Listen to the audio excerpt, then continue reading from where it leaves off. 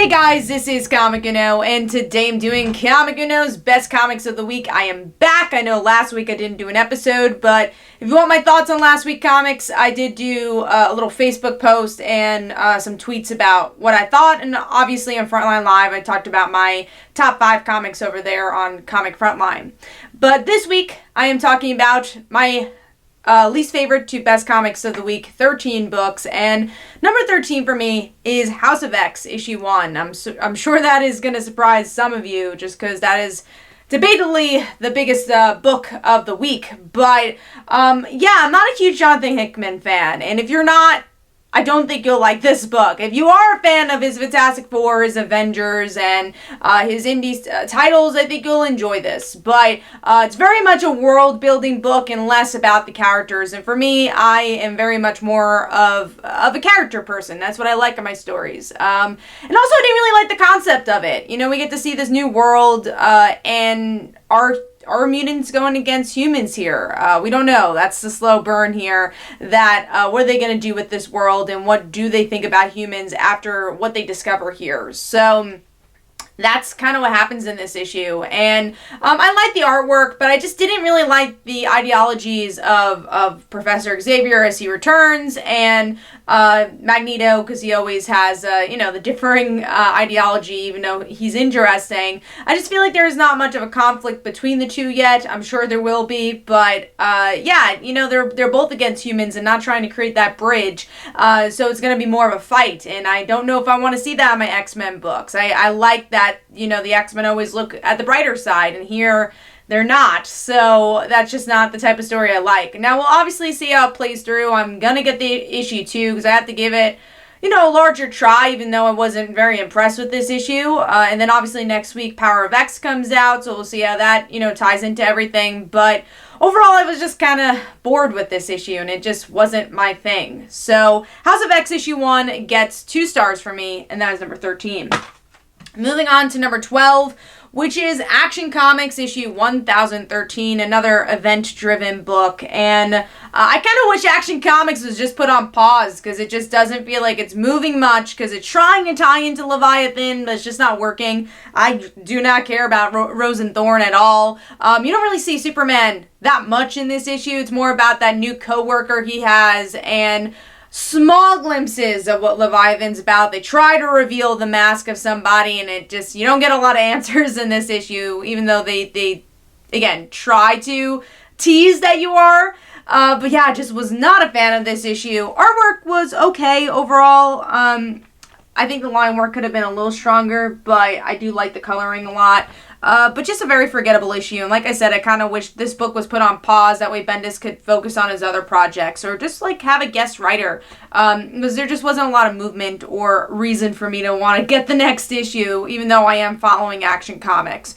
And also, I don't really like I will keep talking about this, because there's a couple issues that deal with this. I don't like the You're the Villain offer stuff. It all feels very tagged on, saying, alright, we weren't gonna put Lex Luthor in this, but I guess he has to be here. It's not really getting me excited for this overall event of You're the Villain. I don't really know what direction they're going with that, especially because Leviathan's still going on. I don't know why they have to throw in another thing. So I'm not really feeling that. So, yeah, and that goes for all of the DC titles that tie into it. I didn't like one cliffhanger or prelude to that. So, yeah, giving that 2 stars, and that is number 12. Moving on to number 11, which is another DC title in the family. That is Detective Comics issue 1008. I dropped this for the last arc because I really don't like Spectre, and I might drop this book again, because honestly, my biggest problem with Detective Comics is it feels like it has no direction. Everything kind of feels fillerish, and that's exactly how I felt with this Joker story. And again, with the ending with You're the Villain, this character going to Mr. Freeze. I wasn't invested in that, and I know that's going to be the full arc of is Iceman. I keep saying Iceman, Mr. Freeze. So I'm not really invested in that, and yeah, nothing has hooked me for Detective Comics in a long time, so I might drop this for a little while longer, so we'll see. But Detective Comics issue 1008 gets 2.5 stars. Not as bad as the other ones for me. Alright, moving on, and this is a little disappointing, this next one, but number 10 is Batgirl, issue 37. This is a new creative team. I really like the last creative team. I thought they did a good job at balancing Oracle, or the stuff we knew about Oracle, Barbara, the Gail Simone run, and Burnside. I thought it had a nice flavor of all that together. But this, I feel like it tries to have some callbacks. You have Killer Moth in this issue being a bit stronger than you would expect. You have Oracle looming in, or different Oracle looming in this chapter. But I thought the dialogue was extremely clunky, and there's a lot of characters I just don't care about. Like that detective character that they keep trying to squeeze in, these animal characters they keep trying to squeeze in. So I think there's some potential. Again, I think it's cool that they did call back to Killer Moth and whatever's going on with Oracle, and once again, this Year of the Villain story, but... and also the artwork wasn't as strong as it usually is. I just wasn't feeling this. So, obviously gonna continue to pick it up because it's Batgirl, but I wasn't really impressed with this issue. So overall, I'm giving that 2.5 stars, and that is number 10, I believe.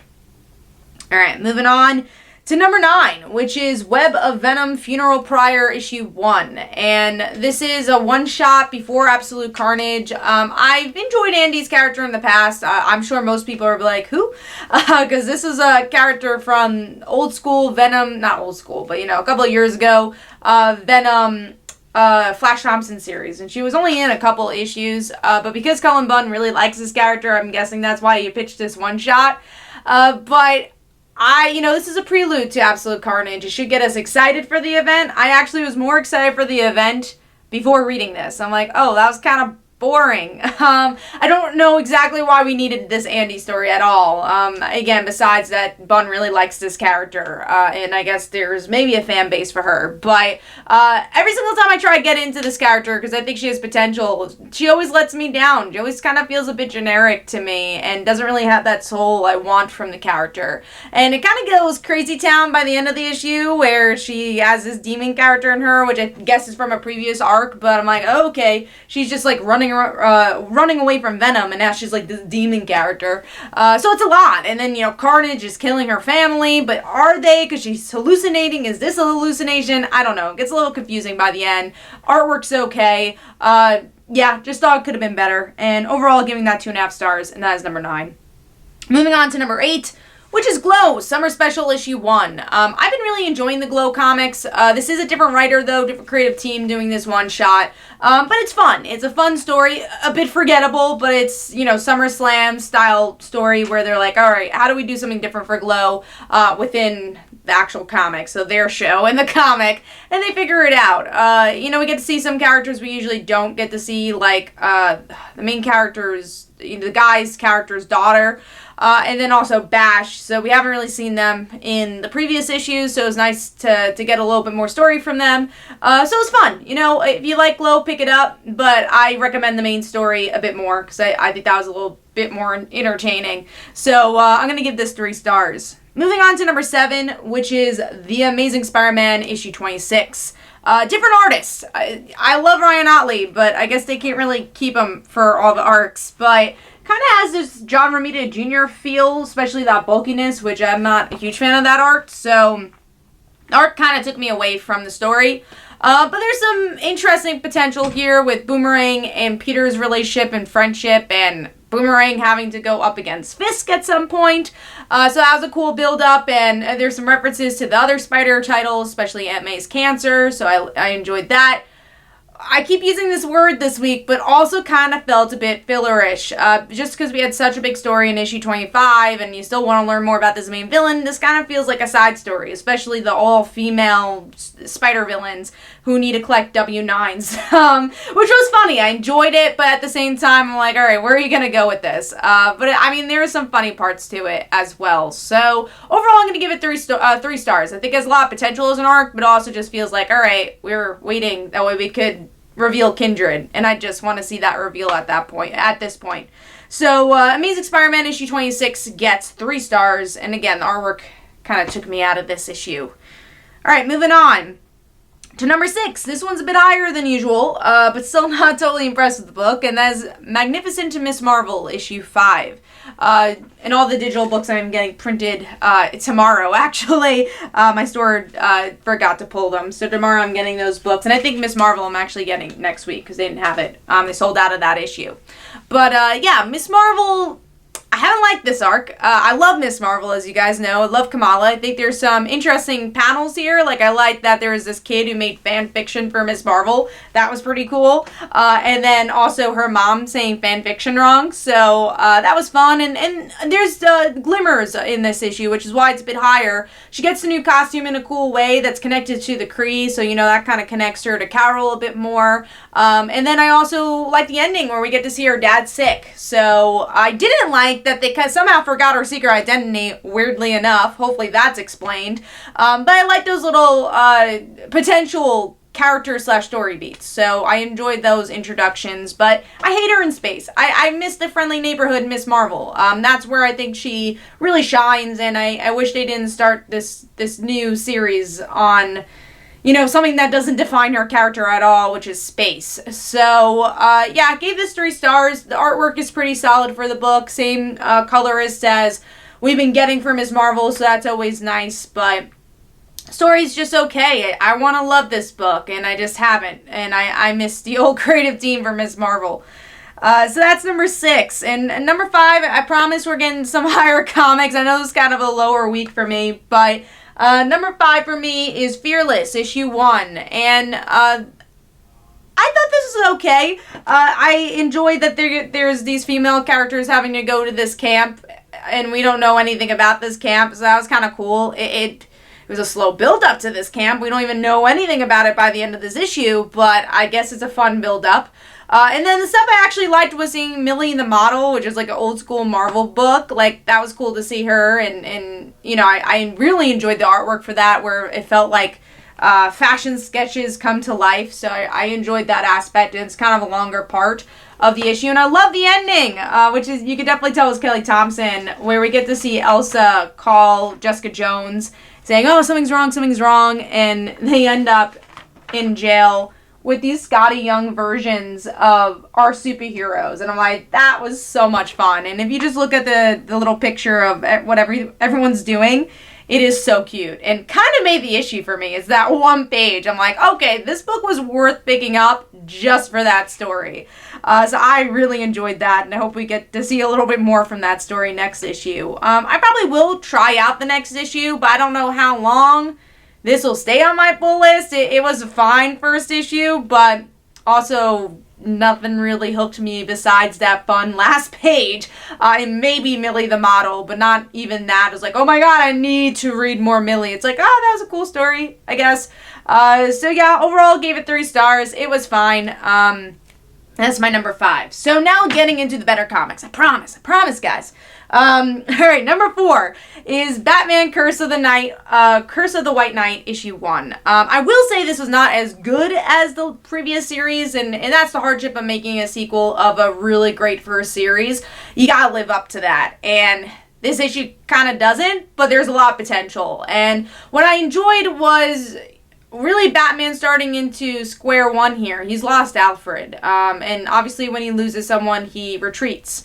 And he wants to tell his identity to everybody, and Dick Grayson is like, nah, you just told Commissioner Gordon, don't tell everyone else, this is not a good idea. And he's obviously dealing with the psychological issue of Joker being a good guy and what that means for him, and everyone's kind of dealing with that. Joker is dealing with, okay, I have an identity that was a good guy, but I'm not that person. So those are the things I liked, is the links to the previous series. Now, the stuff I didn't like was Azrael. I feel like it's just kind of tacked on, and I know that's gonna be the big part of this series, but it just doesn't feel to fit here.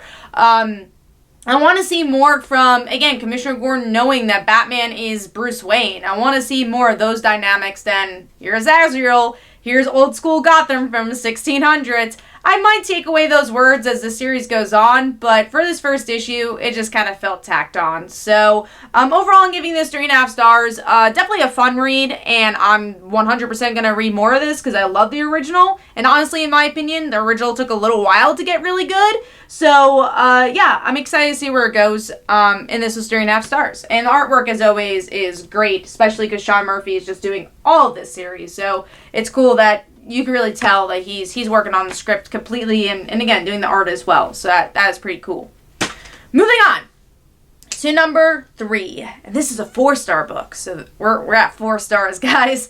And that is Mighty Morphin Power Rangers issue 41, which I thought was such a solid book. And I love that cover too, where we actually do get the reveal of the Omega Rangers. And if you've been looking for an aftermath, the Shattered Grid, this is the perfect issue. And also, if you're looking for a connection of the original series, there's a lot of behind the scenes stuff of the reason why the Red Ranger, Yellow Ranger, and Black Ranger left the show very quickly without any wrap-up, and the way they did it was kind of laughable of how they actually tried to still keep them on the show for like an episode and then get the new Rangers very quickly. So it's nice to see what actually happened in them.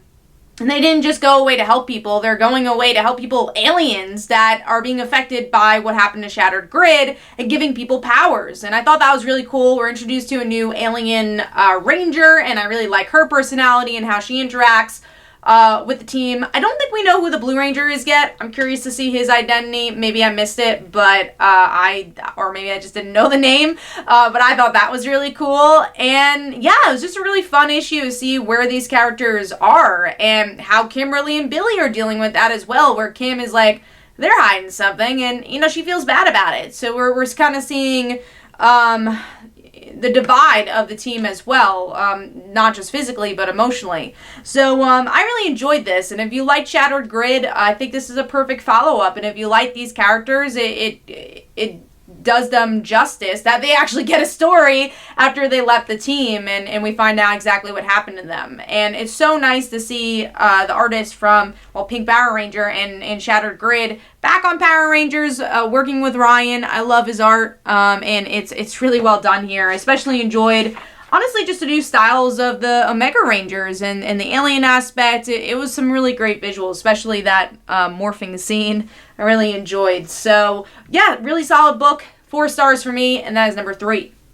And take a sip of water, and we're moving on to number 2 and 1 books I really enjoyed this week. All right, so number 2 for me is Dial H, issue 5. Becoming one of my favorite books on stands. Definitely my favorite DC book out right now, and it just keeps blowing my mind. It just continues to do so. So in this issue, we literally get to see this book deconstruct what is a secret origin. And for Miguel, he keeps thinking, okay, it's when you get your powers. That's a secret origin. But then he realizes the secret origin's not when you get your powers, because you could become a villain if you get powers. It's when you decide what to do with them. And Miguel realizes he hasn't become a superhero yet, and that's okay. And I love that. And then for him to explore it, we're literally in the telephone, and we get to see him exploring all the different secret origins of our favorite heroes. Supergirl, Superman, Batman. So he's literally placed in there, and it's just such unique artwork and a way to tell this story. Because obviously previously they challenged what comic books are, what different genres are, what different mediums within comics are. And now we actually get to see the challenge of things we know. Because before they were just creating new characters. Here's this manga character. Here's this Calvin and Hobbes character. But now we're seeing, okay, what does this mean for Superman? What does this mean for Batman? What's their secret origins?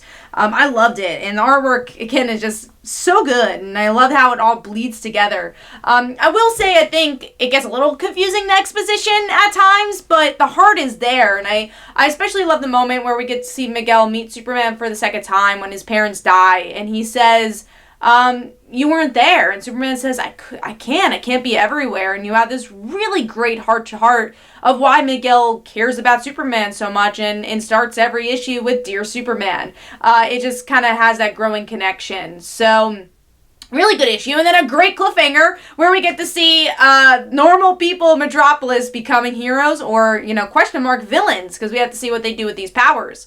So, really awesome issue. I love this book, and I love that you open it up and you really just don't know what you're going to get, and it just keeps challenging the medium in a way I've never thought possible. So, this is a 4.5-star book for me. I loved it, and if you're not reading Dilate, do yourself a favor and read it, because, like I said, it's one of the best comics on stands right now. Now, number one was my most anticipated book for this week, and I'm glad it didn't falter at all, and that is Jane Foster Valkyrie issue 1. I wish I could get all the variants for this book as well. But this is the perfect first issue. I really enjoyed it, and this is coming from, obviously, a Jane Foster fan, but just a comic fan. You know, it kind of opens up with your, I would even say, generic superhero story, where it's like, okay, how's this hero going to balance being a superhero and being a regular person? But what makes it refreshing is because it's from the point of view of Jane, someone who was a god, and realizing that she's not anymore, but she still has the opportunity to be a hero and have a job as a Valkyrie. And that's always what's interested me about Jane, and why I never was able to get into Thor, is because, always felt not grounded enough for me. I'm like, I don't care about the magic. How am I supposed to relate to this? And then when Jane picked up the hammer when she had cancer, you had this really human element. And again, someone who's also a god. So I really enjoyed that. And all of that was in Asgard. Honestly, a lot of the story had to do with Asgard and the build up to War of the Realms. So it's really nice that, we have the aftermath of War of the Realms, and this is her about, being a doctor, about what happens after you are in remission of cancer, and what she wants to do as a hero. And she realizes as a Valkyrie, it's not just beating up the bad guy, it's not that simple. Sometimes you have to save the bad guy, which I think is also really interesting. What I also liked is just the setup of a lot of stuff. We get to see some good supporting characters from her new boss at the morgue. We get to see the previous character we saw from the War of the Realms Omega issue, which was Miss America's ex-girlfriend, so I'm really excited to see their friendship grow. But I just love Jane. I love her voice, and my only nitpick of this book is that, A, we knew Bullseye was, behind this whole entire sword thing because of solicits, and also it kind of ends abruptly. I'm like, wait, we're not getting more? But I don't know if that's because of, I just wanted more because I love the issue, or because I'm like, oh, maybe we should have gotten a little bit more from that. Maybe also because I knew the reveal. But I also really like that this feels like an aftermath of War of the Realms. I think a big issue with Marvel events is that nothing ever really feels like anything changes by the end. Was this actually a good event or not? In War of the Realms, we actually get to see the aftermath of what happens, and how these humans are holding Asgardian weapons, and it's only Jane who can save the day, because she understands what it means to be an Asgardian and in Midgardian. So, I like that. I like that's all on Earth, and her dealing with that. So, I thought it was a really good setup, and the artwork, man oh man, so good. I think it's some of the best artwork on stands right now, but definitely from Marvel. I mean, if I could just stare at those action sequences all day with Jane, and I like her new costume a lot. I think Doderman did such a good job at designing her new costume with the long hair, the wings. I just love it. I think it's just such good artwork. But yeah, if you're looking for, honestly, a really good number one issue, pick this up. I think it really follows all the rules of what you should do with a number one, but has the heart of why you should continue as well, and why you should follow Jane Foster's character. So, overall, I gave this 4.5 stars. I loved it. I can't wait to read more, and I'm so happy to be reading Jane Foster again monthly, because, yeah, I love this character, and I think she's someone really different, but also kind of has the heart of what we all love of superhero stories, especially classic superhero stories. It's a classic in the making, I feel. So, let me know in the comments below what you thought of all the issues this week, and what was your least favorite, your best pick of the week, and everything in between. Hopefully you guys enjoyed. This is Comic Uno. Definitely go follow me on Twitter and Facebook. Go check out my comics, like Father, Like Daughter, and They Call Her the Dancer. And also every Tuesday at 10 p.m. Eastern Time is Frontline Live, where we discuss our favorite comics and comic book news. So definitely be sure to check that out as well. Thanks, guys. Bye.